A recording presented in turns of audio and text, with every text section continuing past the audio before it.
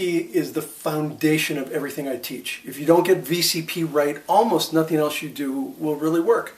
So it stands for three things. It stands for visibility, credibility, profitability. And it's a chronological process. You have to start with visibility and then go to credibility, and then from credibility to profitability. Visibility is where people know who you are and they know what you do.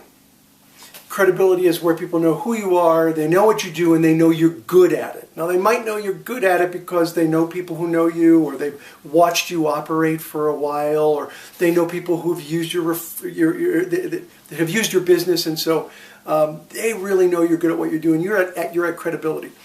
And then, after you get through credibility, you can get to profitability, and profitability is where people know who you are, they know what you do, they know you're good at it, and they're willing to help you in some way.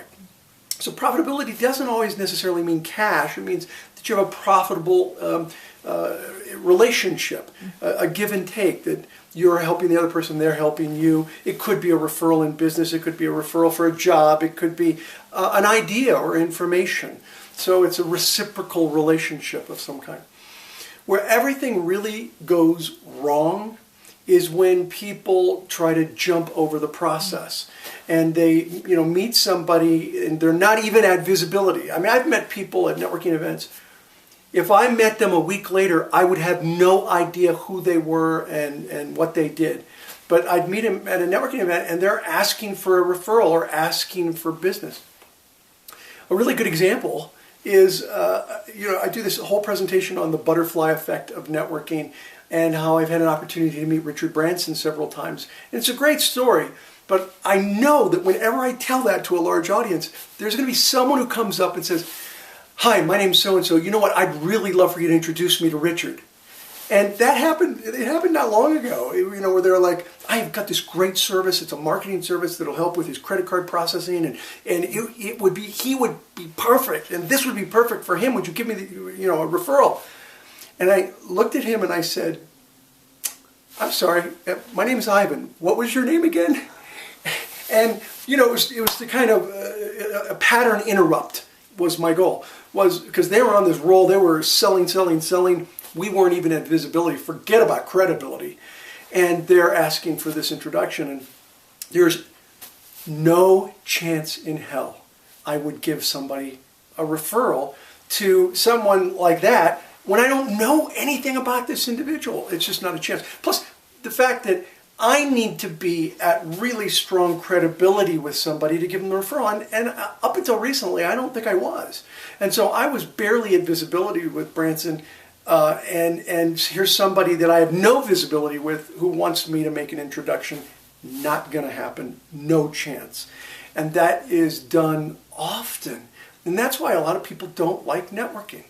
They kind of, this will really date me, they kind of view networking like Herb Tarlick.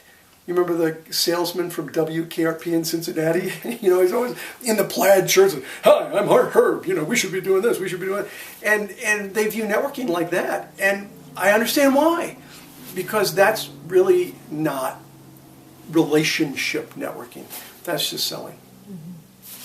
What's an example of a story? If somebody were going to be weaving the VCP theme through a story, would it be maybe their story of how they progressed through visibility, credibility, and profitability and captured the brass ring eventually? Yes. Any story that talks about how they took their time to build the relationship.